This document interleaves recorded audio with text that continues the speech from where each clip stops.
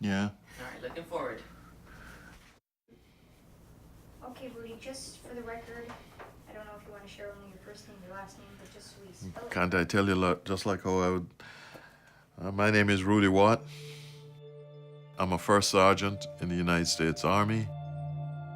Being a soldier is what defines me.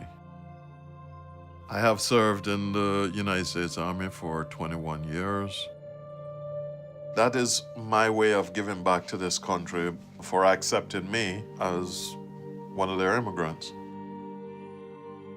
I'm originally from Kingston, Jamaica. I guess I was more fun-loving, go out and have a good time type of person. And now I just basically, I'm what I call a shut-in. Unless I'm dragged out of there, I just hang out in the house. I haven't slept in my bed since 2005. You know, I sleep on a couch to where I can see the front door. You know, that's just one of my things that I do.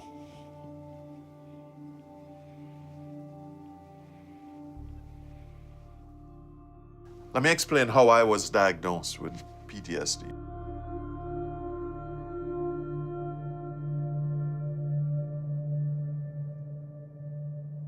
I got medevaced out of Iraq. My appendix busted 2 days before we flew out to come back home. And the next day, my driver was killed, actually. But that's another story. Would you be okay talking about that a little bit, or would you rather not? I'd rather not.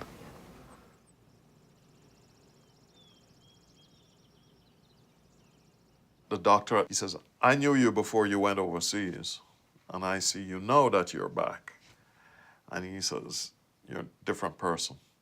So I want you to go down to the mental health and talk to a doctor down there. And that's how I was diagnosed with PTSD.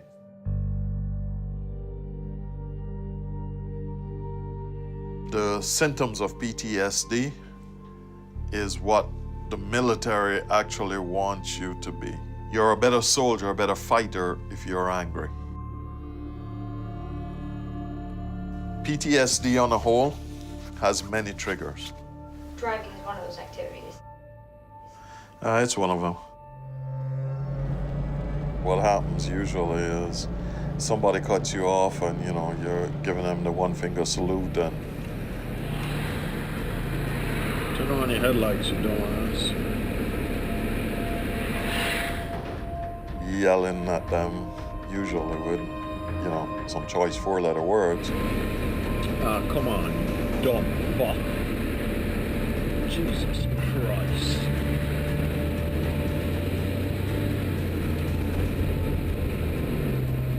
I guess you can't fix stupid.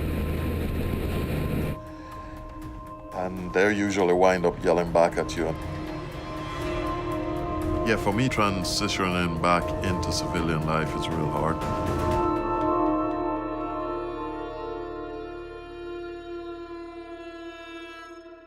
Usually, I wind up eating a 9mm bullet. They commit suicide. They just give up on a whole. Well, I heard about this program through the recreational therapy at the VA. It gets me off of the couch, gets me out of the house. What happens with a lot of PTSD patients is they hide their true feelings. It's there as a defense mechanism for them. Anxiety is one of the big things of PTSD. A perfect example of anxiety is you walk into a store. You just start getting this real jittery feeling.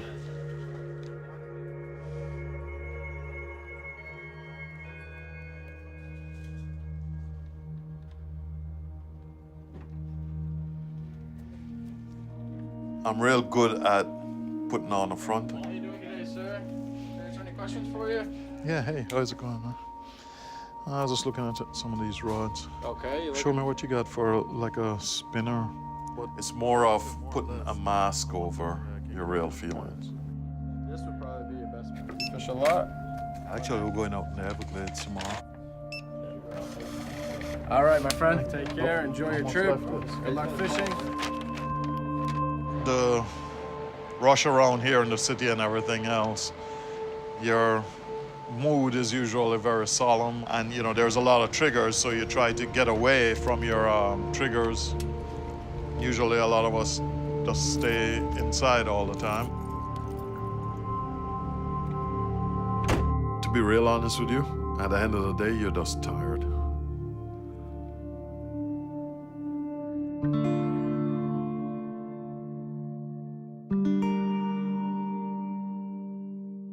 My name is Neal Stark. I'm not a therapist. I'm not a vet, but I've spent 30 plus years behind the chair listening to people and their issues and problems. Good morning. Working in upper echelon clientele, you know, fashion.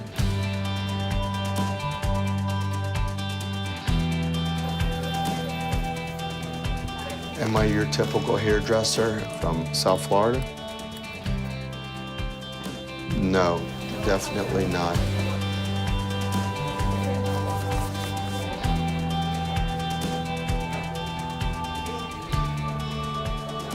Hey, you could have saved us a lot of money.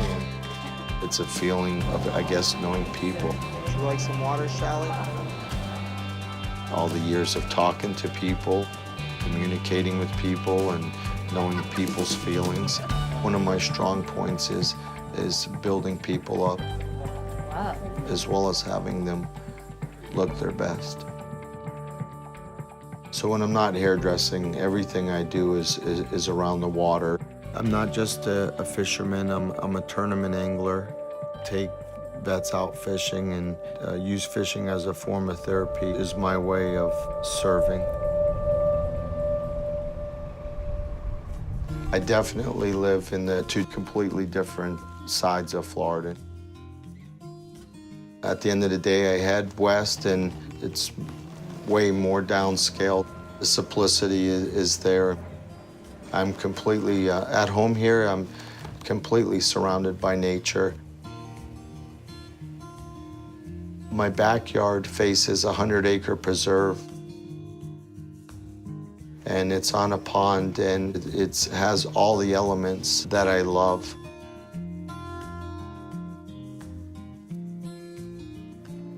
See him, Rangy? It's so important to me to be a role model, to be a leader, to help guide the kids, the family. Thank you, dear Lord, for this food we're about to receive. Thank you for giving us our health and the ability to do things, and thank you for helping us to provide. God bless our home. God bless all the men and women that help defend this country and their families. I take our vets and our military out for what I like to think a very special day, fishing. Since the beginning of Fishing with America's Finest, I've taken over 200 vets on fishing trips. What I have in common with our veterans, I think humanity. Come on, Jakey. Help me get ready. All right. I have a lot of sensitivity towards people, and I'm able to share that toughness, but yet softness and weakness with them. Let's do 10 waters. Got your sandwiches for you and the guys. I appreciate it. Tomorrow, we're going to be heading out with Rudy. He's a veteran that's been home for a while, and he's having re-entry issues, and he's suffering from PTSD. My goal is to rehabilitate him and heal him. All right. Well, I'm going fishing with Captain Neal today. Hopefully the rain won't spoil it for us. Come here. Come here, girl. Go over your shoulder, girl. Yes. That's my actual family that I have. is those two dogs. They mean everything to me. Nothing? All right, stay, okay? Stay at home. Giacomo, you gotta stop being more social.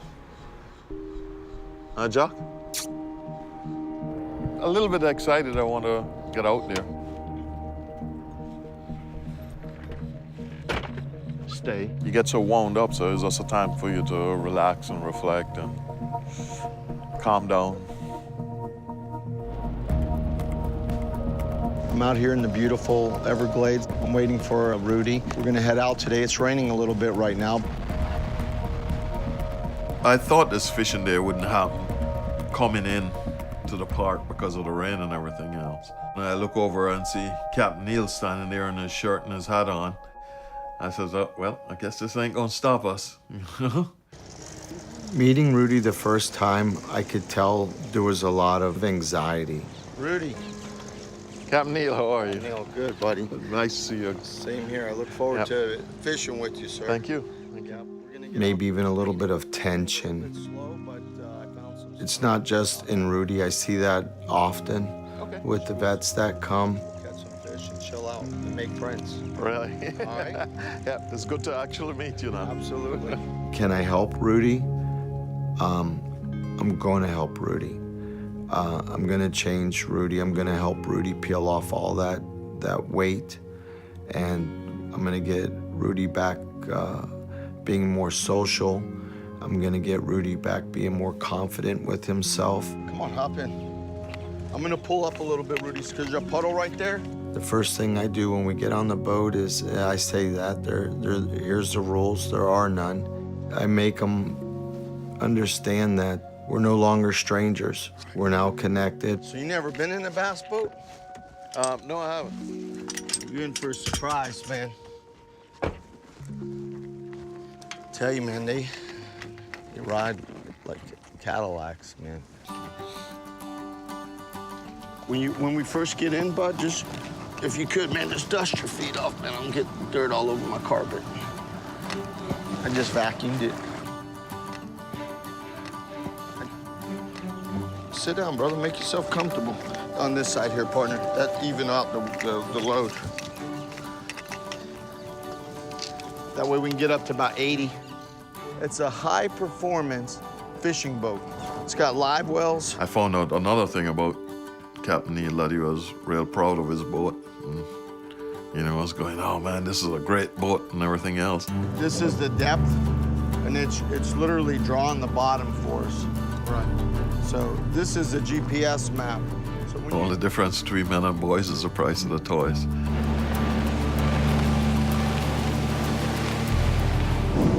It's what we call air conditioning right here, bud.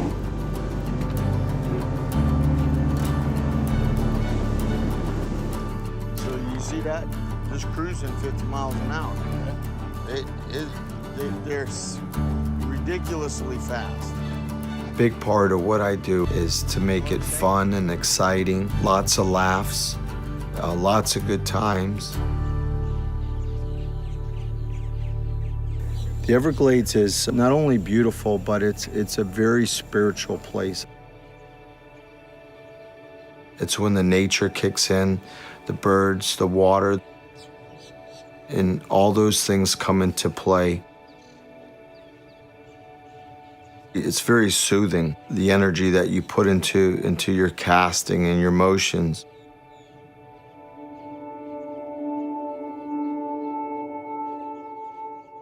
This is my favorite presentation as far as throwing these. I love to show them how to rig their baits. I'm gonna go to the bend right there, come out. This has this little bend that it turns. See how straight it keeps it? That's very important, man. That's the difference between just fishing and catching. These little things to detail. Bring her through your two fingers and pinch her. She's ready to go.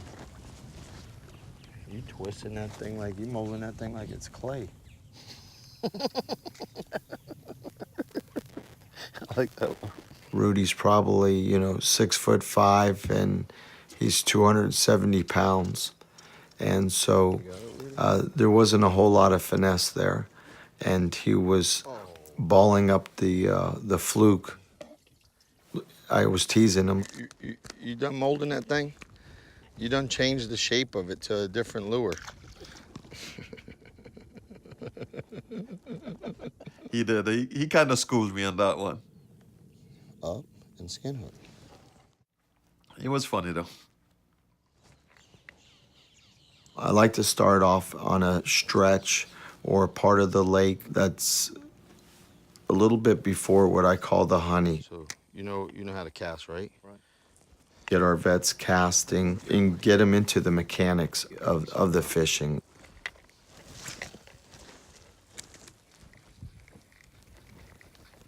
There he is. How come mine don't go? Oh, I missed him. Like yours. Gotta twitch it. You're letting it, you know what you're doing right there? You're letting it out too late. Very similar to shooting. Where you point is where it's gonna go. Well, I can't finish telling you about that.